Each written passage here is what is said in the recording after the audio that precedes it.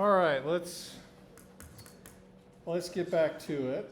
How does changing the base from OH minus to LDA remodel this landscape?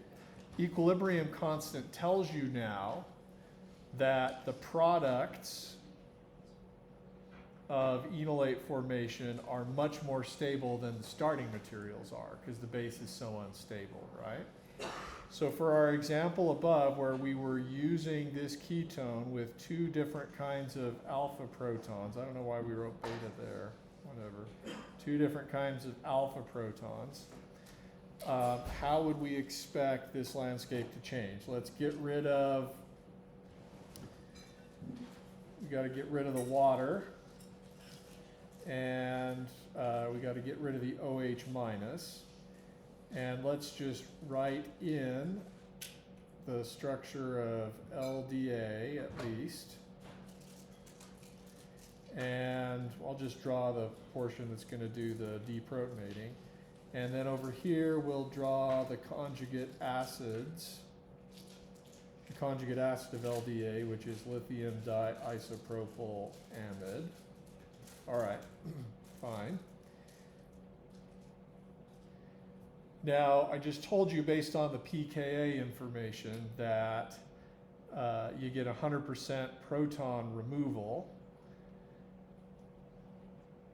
What does that mean? Where do I'm going to draw an energy, a well that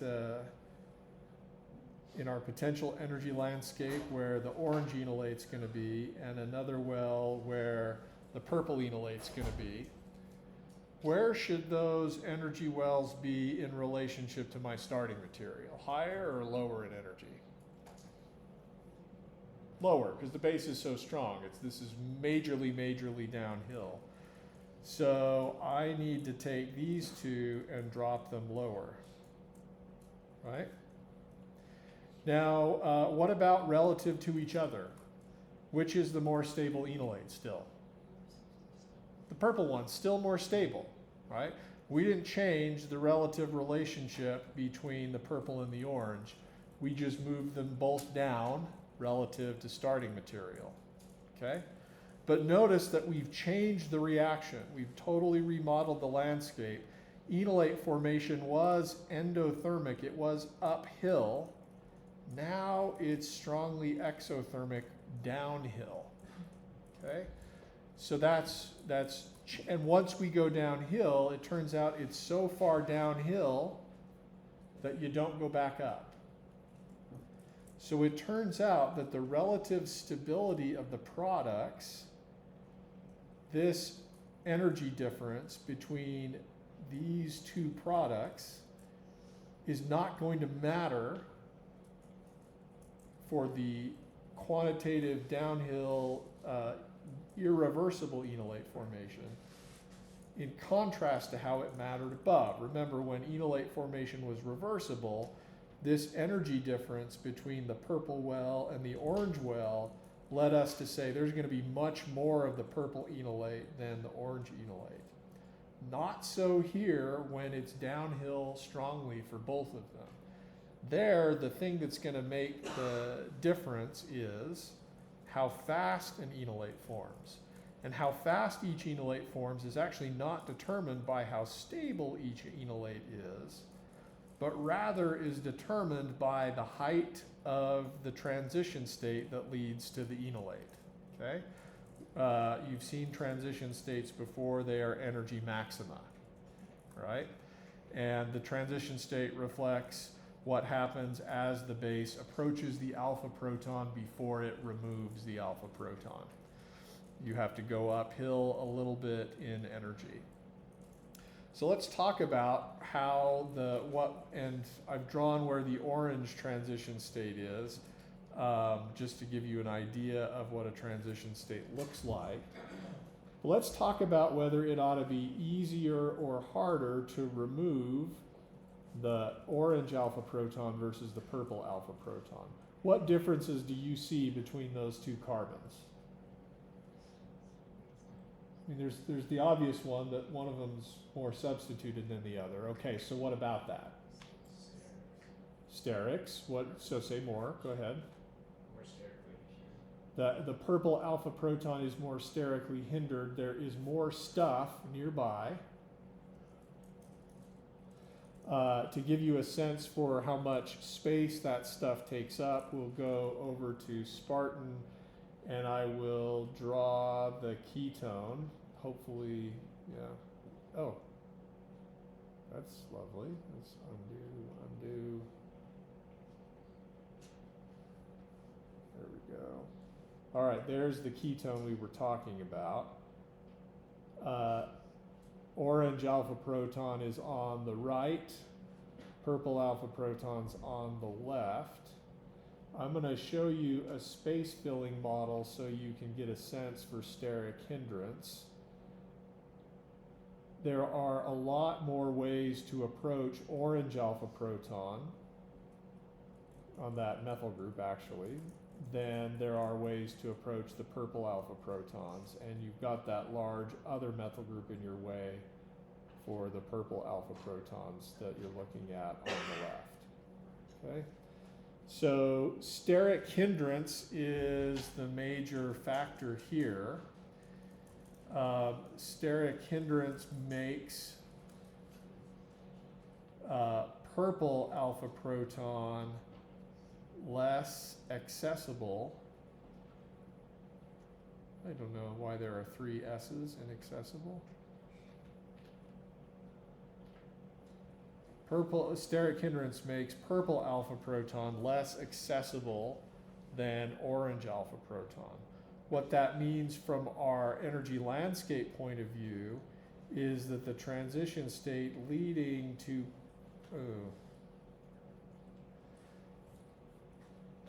everything was good until I wrote the methyl group there, then I had to get stuff out of the way. All right, the transition state leading to the purple enolate,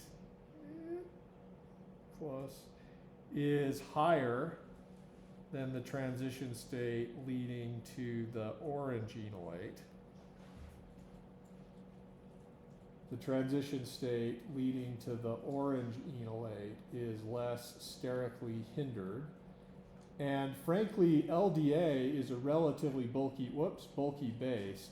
It's perhaps not quite as bad as potassium tert-butoxide, which was a sterically bulky base that you used previously, but it's certainly more bulky than OH minus with those isopropyl groups. And so it's going to be much easier for LDA to remove the less substituted, less sterically hindered proton. The activation energy for removal of that proton is lower for the less sterically hindered enolate. This activation energy is higher. And that means that we get that the corresponding less substituted enolate here is fastest to form. And so it is the winner. And how much it wins will depend on the relative difference in energy between these 2 activation energies. We're going to assume it works really, really well, and problems and questions in the text assume it works great. When you get in the lab and do it, there are often complications, and again, they're related to just how much different in energy these 2 transition states are. Okay, so under irreversible or kinetic control conditions, the enolate that forms in greater amounts is preferentially the one that's fastest to form, and the proton that's fastest to get removed is the less substituted one. So we're going to call this less substituted enolate the kinetic enolate. But this is why you need to pay attention to the conditions of a reaction so you know, what is my base? Am I forming enolate under reversible conditions or under irreversible conditions? That's going to determine the regioselective outcome of your reaction. Notice above, we get, of the small amount of enolate we form, we get the more substituted one. Below, under irreversible conditions, we get the less substituted one. All right, questions about that? So who cares? We just talked about enolate formation, and the reason we care about this is because we want to do chemistry with enolates as nucleophiles. So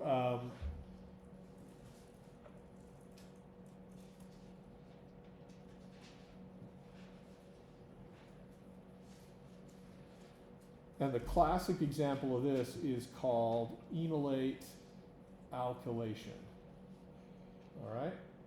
So here is, just as well to do all of it at once.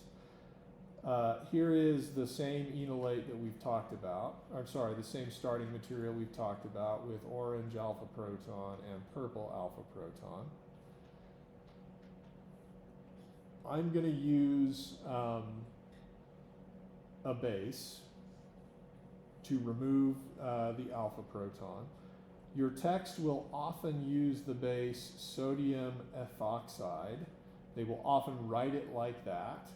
Understand that sodium is the counter ion, ethoxide is the base, and you could also draw it like this. That is the conjugate base of ethanol, which has a pKa of 16.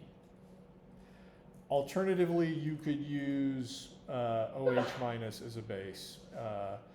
I think in a lot of cases your text uses this sodium ethoxide. What is the enolate that you would form of the two enolates if you use sodium ethoxide as your base?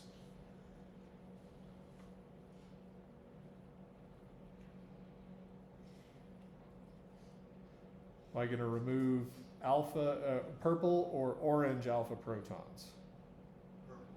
Purple, right? Just talked about that. That's because that's the more stable enolate. And I'm going to understand that this step is reversible, and actually it's not even very strong in the forward direction. I'm making, again, 0.01% of this. All right. At this stage, again, it's helpful to draw both resonance structures of the enolate.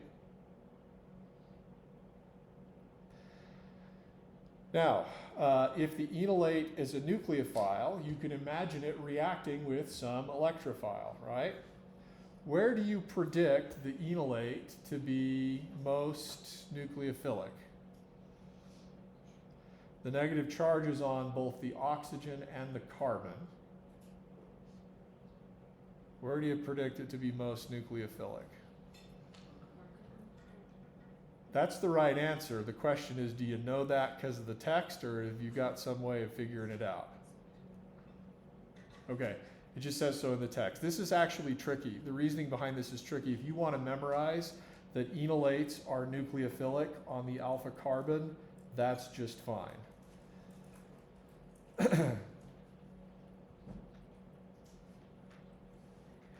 If you were thinking about resonance structures and we're going to say which one of these two resonance structures is the most major contributor, which would you say?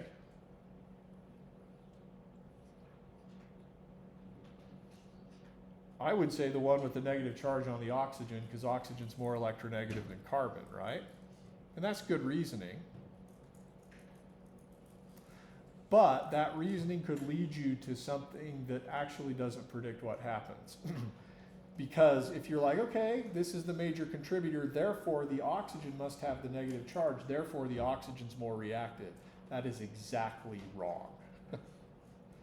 Okay, so think of it this way. Oxygen's more electronegative than carbon. That means electrons on oxygen are more stable and lower in energy than they are on carbon. That should tell you the oxygen's less, negatively charged oxygen's less reactive than the negatively charged carbon. Another explanation for that has to do with MO theory, and I'm pretty sure you don't want to know that one. So here goes.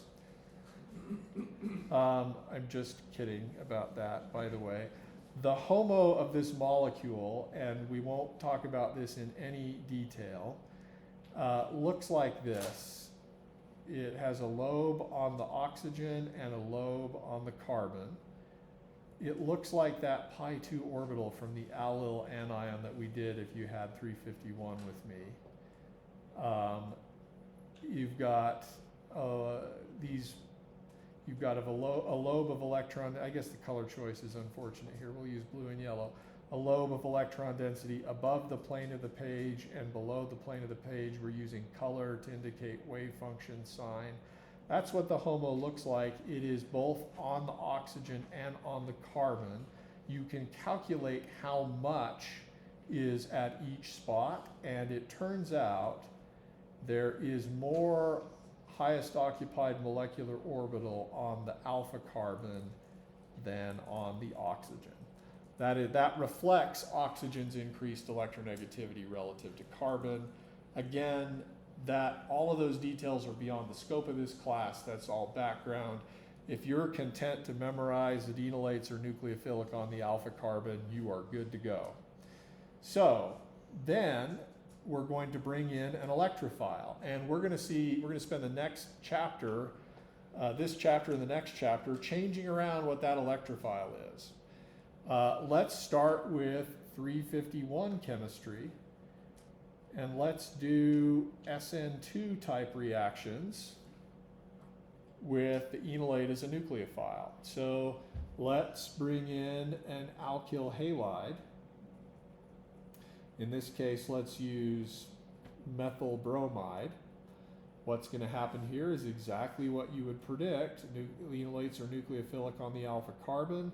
They attack the carbon-bromine sigma star, breaking the carbon-bromine bond and giving me as a product the following.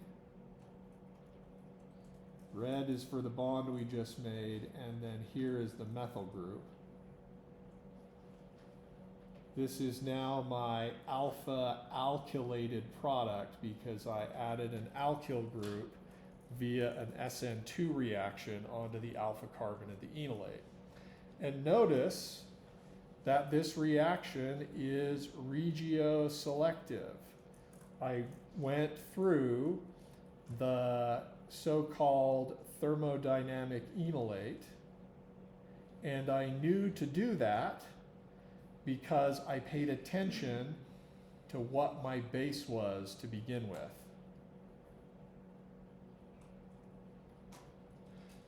So this is an example of regioselective enolate alpha alkylation. Okay, questions about that? Yeah, go ahead. Yeah, on the ketone. Ketone protons have pKa's around 20. You would expect the alpha and, orange alpha proton and purple alpha proton to have slightly different pKa's, but not enough to know or worry about. Yep.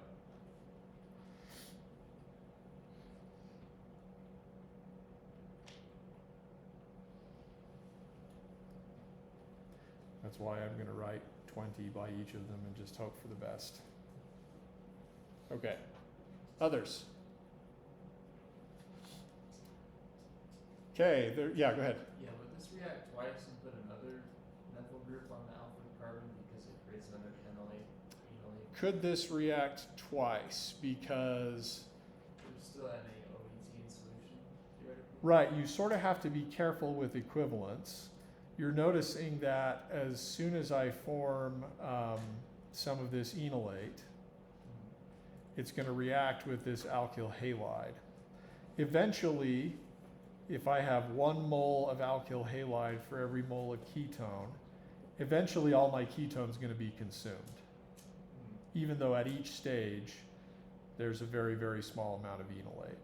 I think what you're asking is, before that happens, before the reaction's complete, is it possible for sodium, for the base, to now pull off this second alpha proton and do another alkylation reaction? I think so. Your book pretends like this happens, but you've discovered a potential complication, because wouldn't the resulting enolate be even more substituted and even more stable? Maybe. So that's a practical reason why this is you can use it in a synthesis and you're expected to know what to do with it in the text, but that's a practical reason why this can be somewhat problematic. There are other things, there are other reasons why this reaction is problematic. Can you see any?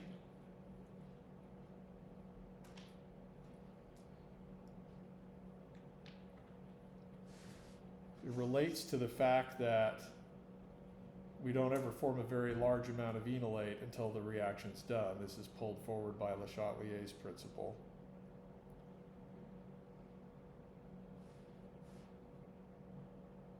I feel like we're playing guess what I'm thinking, but I want you to see if you can get to it on your own. Hint, take a look at the base. Is it because it's a good nucleophile to attack the CH3 Yeah. Yeah. Yeah, you've done a gazillion times in 351. This is the so-called Williamson ether synthesis, which I think you will do in the 353 organic lab. You've done a gazillion times before ethoxide reacting with, except, yeah, this to make a carbon-oxygen bond.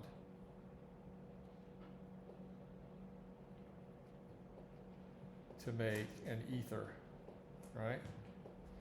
And why doesn't that happen here? Probably does. If you do this in the lab, you probably got trouble. Your text is introducing it to you because it's simple, but it probably doesn't work that well. And that's the background for something that is discussed in the last half of the chapter,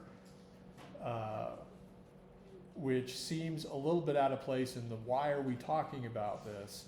The whole motivation for what we're going to do, probably mostly next time, is that this alpha alkylation reaction has problems. Okay? So yeah, you've got problems with, do you ever remove this alpha proton and start alkylating again? The second problem is, do you ever start doing the really simple and fast SN2 reaction between your base and your alkyl halide? And then the third problem is sometimes the selectivity between enolates is not that great. I told you that we're going to assume in your text that this works like a charm, but what I'm telling you is sometimes, you've got a small amount of this enolate there, and sometimes you can alkylate on the wrong carbon and you will get the undesired regioisomer. I won't draw the mechanism for how that happens, I think you can get it, but this is the undesired orange alpha alkylated regioisomer. I call it a regioisomer. It's a constitutional isomer. The methyl group's on the wrong alpha carbon. So, in problems in your text and on exams, you're fine to go with the major product, but you're also totally realistic to be worried about ether formation and undesired alpha alkylated regioisomers. Okay? You would also be, we haven't said this, but if you try to use an alkyl halide that has beta protons, you would also be totally fine to worry about, we need to make a list of complications.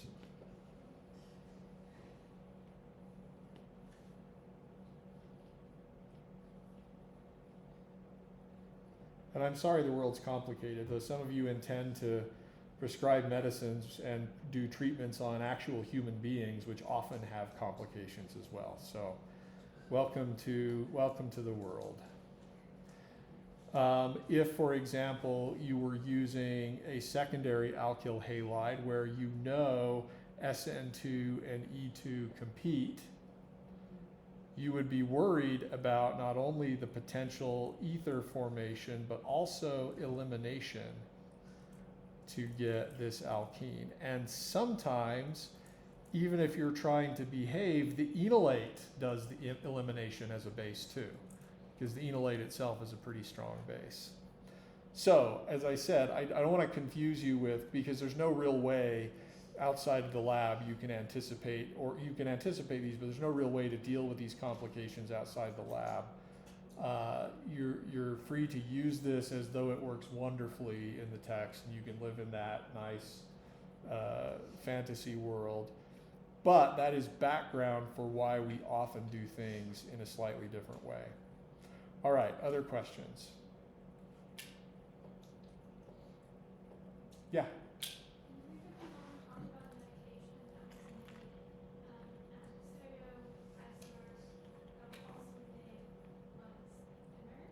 Okay. Sure. Uh-huh. My question is, would people sue this and then just assume that these complication products aren't going to be a problem, or they can choose something totally? Right, it's a great question. If you encounter these in a synthetic pathway and you're making a drug, do you just ignore it and hope for the best? Not if you don't want to go to prison. Like, no. So at some point during the fall semester, we had a seminar speaker in the department who came and gave a talk in the afternoon one day about his work. He's a process chemist, and his job is not to invent the drugs, but once the people have invented the drugs that are highly effective, he's got to come up with a synthesis that actually works. When you're in the lab and you're just trying to discover the drugs, your synthesis can be crappy so long as you can isolate enough of the molecule and separate it from the impurities to do the test that you want to do. But when we're talking about putting things in people, suddenly there's a lot of regulations, rightly so. The product has to be really, really pure. There have to be no undesired side products carried along. And then the company needs to not take a financial bath just to do the clinical trials. And so it also has to be efficient. So yeah, you would totally choose a different way if you were doing this. I hate to tell you this, but that's been true for many of the reactions that you've learned. Anytime you're wanting to use H2SO4 as a reagent, nobody does that in reality because it often results in undesired byproducts. Yeah, good question. Others? All right, so let's do another example. Suppose I have this fun starting material, two different kinds of, this is like the classic enolate chemistry.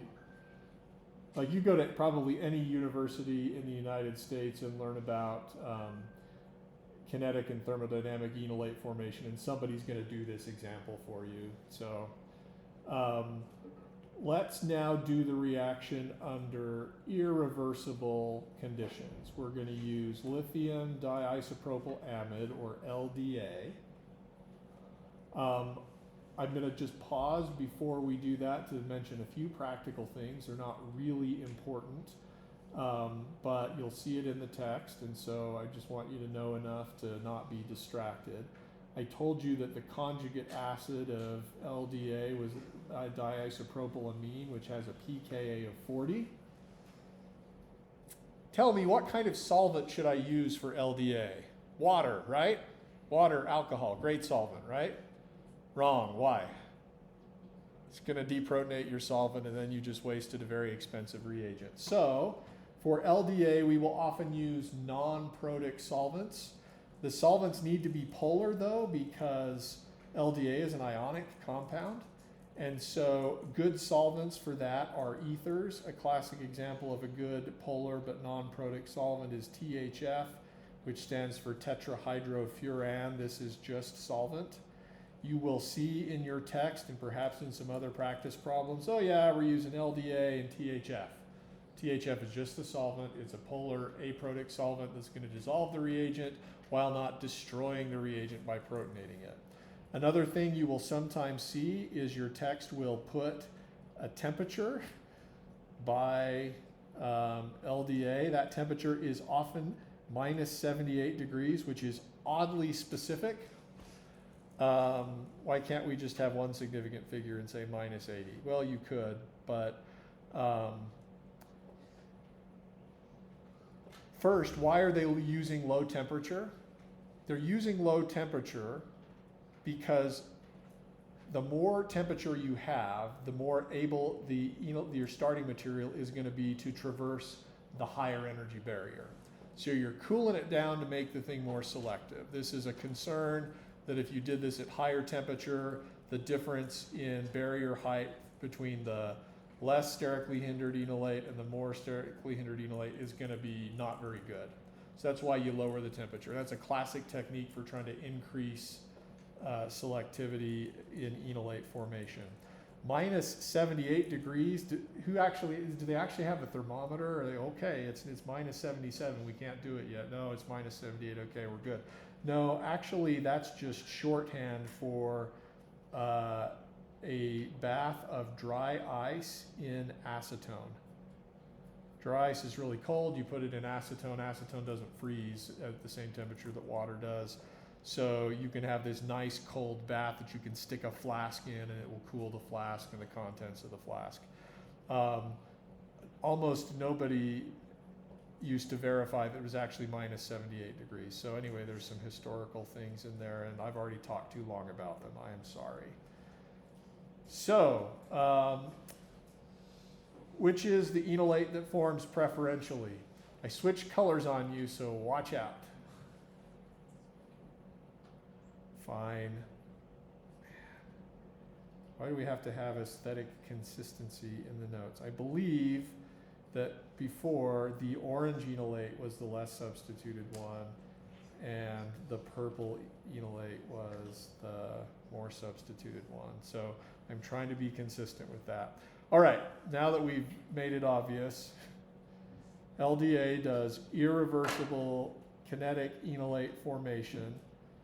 We should selectively remove the less substituted alpha proton, and that should happen in 100% yield. Notice then that this sidesteps the whole problem we had earlier, that this sidesteps the potential undesired ether formation complication that we had before, and the reason that happened was because the alkylation, or the deprotonation reaction is not 100% complete. So we have to introduce alkyl halide at the same time as we still have base sitting around unreacted. Not so with LDA. LDA reacts 100% quantitatively to give you the enolate and diisopropyl amine. And then, and only then, at that stage, do you introduce your alkyl halide, which you can use then as an electrophile doing the SN2, oops, the arrow needs to go, doing the SN2 reaction to make a new carbon-carbon bond, kick off the bromine. Your product should be this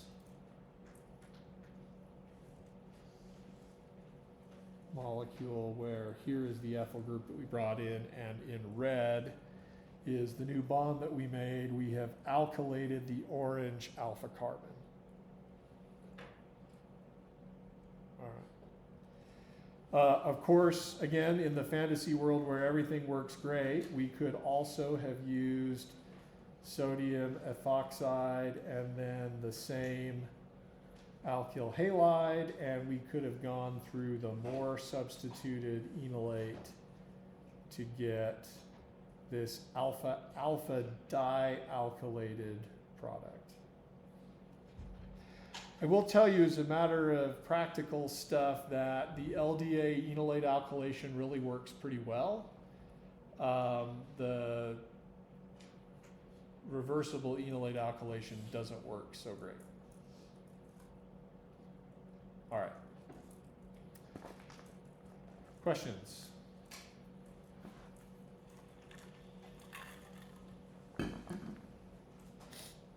All right. So suppose you want to make a kind of carbonyl compound where you install, as we have done here, multiple alkyl groups on the same carbon. But suppose in reality you're beset by complicating factors such as undesired ether formation.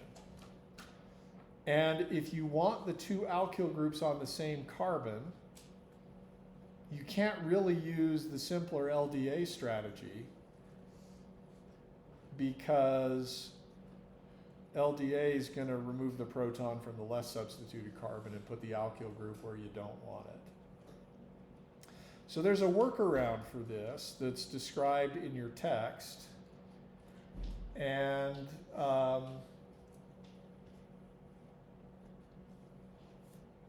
it comes in two different varieties, and unfortunately what it's called is actually something of a misnomer. It's called the malonic ester synthesis, or similar to it, a variation on it is the acetoacetic ester synthesis. I say this is a misnomer because the names make you think that you are making a malonic ester or you are making an acetoacetic ester, and you are not. In fact, this would be better billed, but perhaps less easy to say, as synthesis using the malonic ester as starting material. As less of a, not as easy to say, but there you go. And I want to set this up just by contrasting two different approaches for making a desired molecule.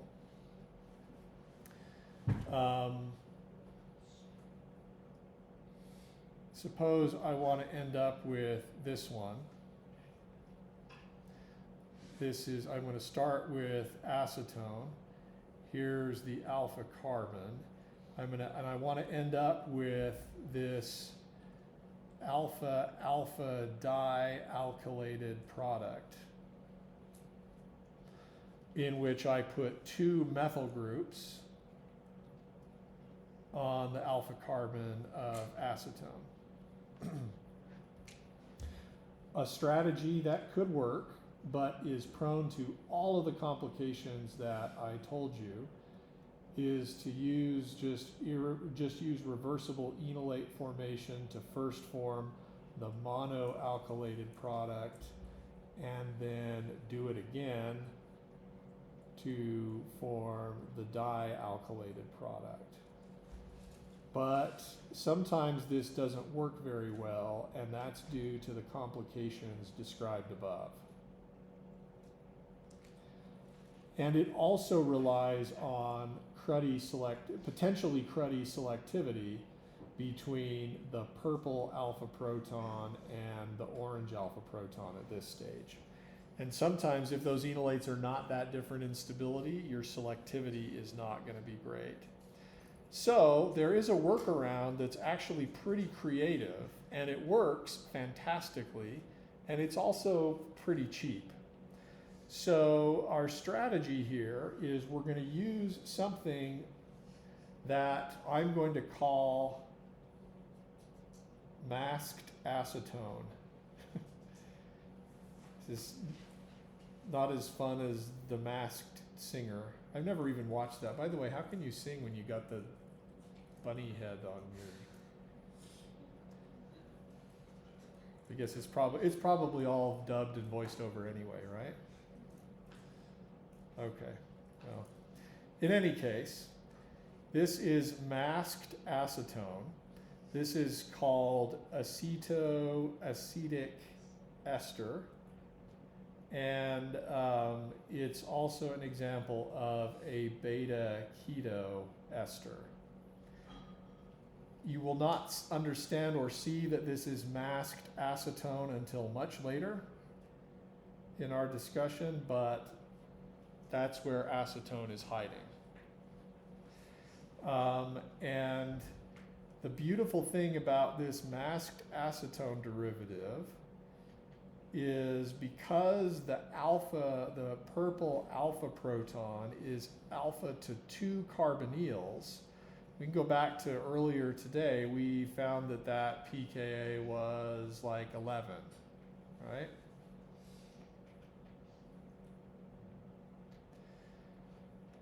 So what that means is that we can do quantitative regioselective deprotonation of the purple alpha proton with a relatively cheap and easy to get base.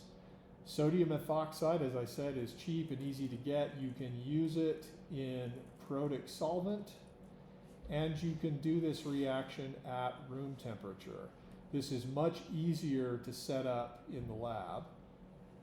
And again, it has to do with that acidity of that alpha proton. We can form 100% of the desired enolate. And then at this stage, we can bring in the alkyl halide.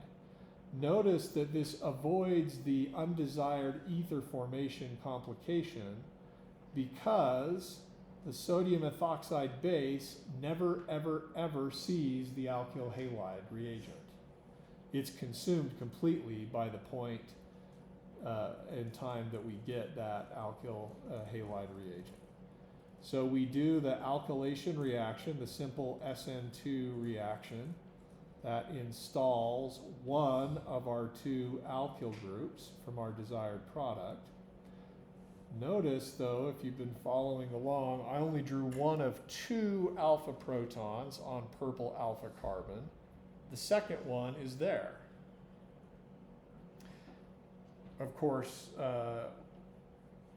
once you remove the first, and you're already in the conjugate base, the second one's no longer acidic. You got to do something to that negative charge first.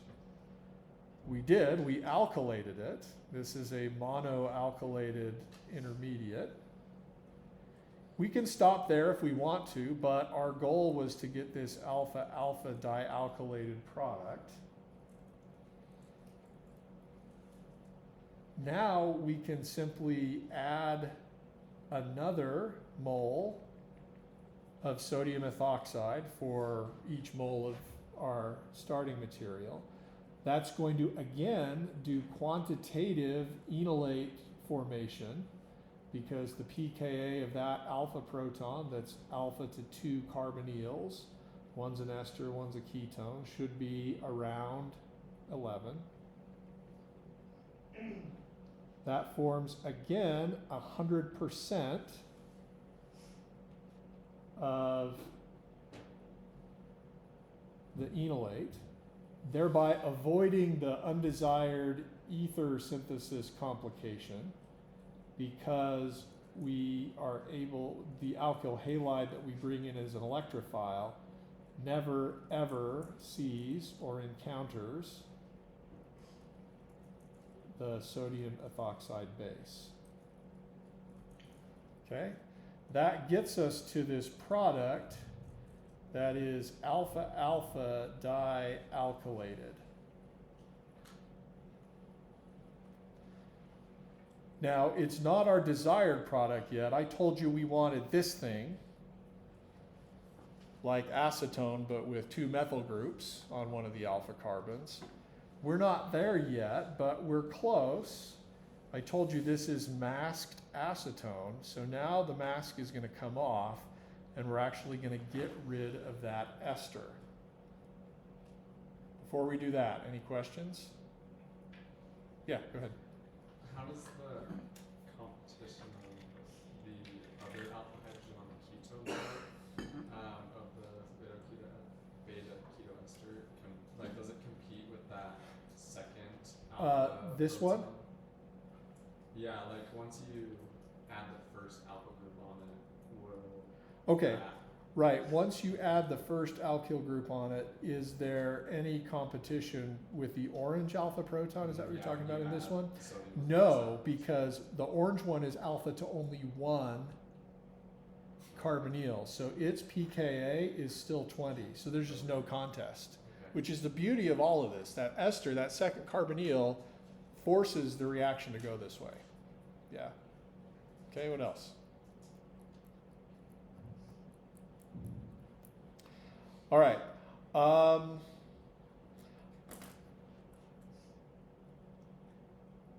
So I need to show you how to unmask the ester. It's going to involve ester hydrolysis, which you already know how to do, and then something called decarboxylation, which is new. It's kind of fun. You'll hate it. You will pray that I won't ask a mechanism question on the exam about it. I make no such guarantees. Not this current exam, but a future exam. I make no such guarantees. One reason we're doing it, though, is decarboxylation happens all the time in biology, and I'll show you some examples of that. However, I wanted to pause for a second and just tell you something. I figure occasionally you need pep talks. And many of you haven't taken the exam. Some of you have. Likely you're going to need a pep talk. This is a prophylactic pep talk for those of you that have not yet taken the exam. I have every confidence in you, but I know that life happens. Did you know that I get graded too? And I'm not talking about end of semester evaluations. I submitted a paper, a manuscript to the journal Biochemistry, and I got reviews back on Wednesday, actually just before office hours. So if I seemed a little down during office hours, I might actually have been. You send out a paper to a journal, they send it out to reviewers who are experts in the field. The reviewers are anonymous, and sometimes they are very, very direct. Notice the recommendation for my paper. Do not publish, okay? Whether or not I publish a paper is part of like professor grades. There's nothing really formal, but it does play into me getting evaluated every year, and it does play into whether or not I'm able to secure funding for my research lab, so it's pretty important. Notice this feedback. The author failed to summarize the more than 20-year history of molecular dynamics applied to stapled peptides. Oops. I should have known to do that differently. I'm actually new to this area of research. It's something that I didn't study in my grad school. I didn't do a postdoc in it.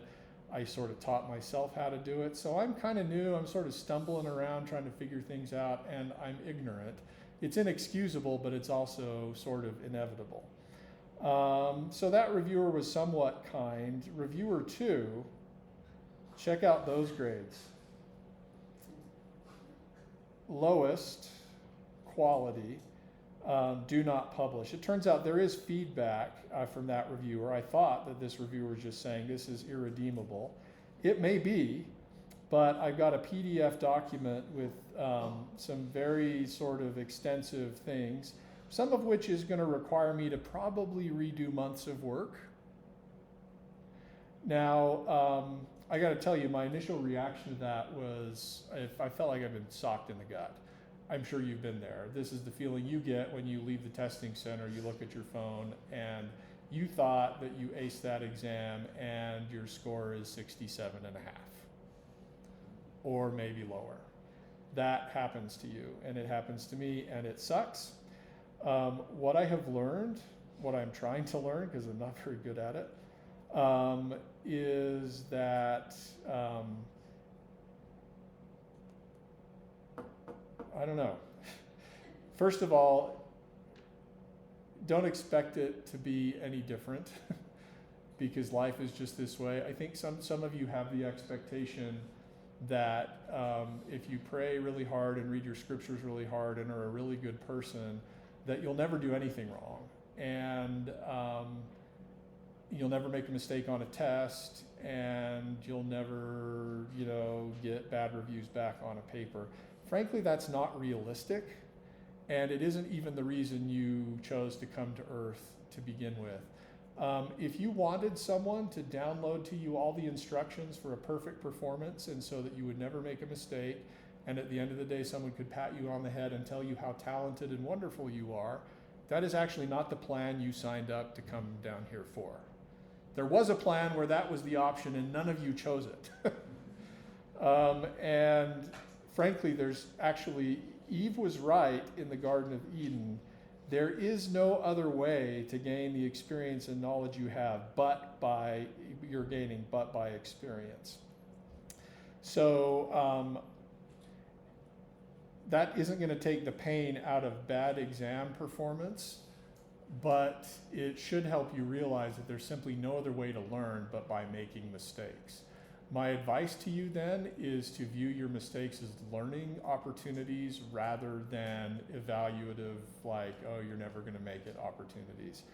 Once I picked up myself off the floor and I started to look at this, and I actually still haven't gotten myself to read all of it in detail, it ticks me off too much, but I've started to work on it, and I'm seeing that there's a lot about my manuscript which I couldn't used to see that I now can see would be better.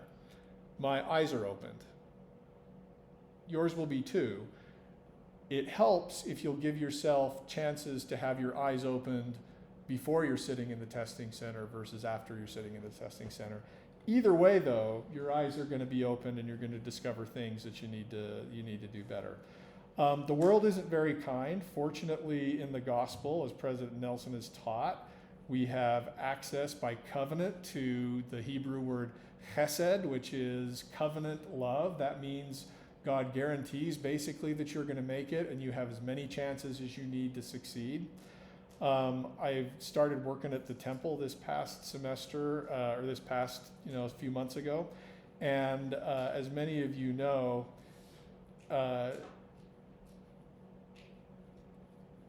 if you show up at the Veil and you forget stuff, it's okay. We have a procedure for reminding you of the stuff you were supposed to remember. If you show up and you don't know where the dressing room is, it's okay. We have a procedure for showing you the way. The gospel is like that. If you make mistakes, Jesus has a way of getting you where you need to be. Now, what do we do in OChem where you take a test and there isn't a way to go back and redo an exam and make things better? We do the best we can by trying to identify mistakes that we've made and fix them in the future, just moving forward. So anyway, wish you lots of luck on the exam. Sometimes commiseration and same boat therapy is all I can provide. So if you don't do well on an exam and you need to commiserate, come to my office and you can read in detail about all of my weaknesses and failings and things that I'm getting graded on. And we can say that it sucks together. And we'll all move forward. All right, good luck. Have a good weekend. We'll see you Monday.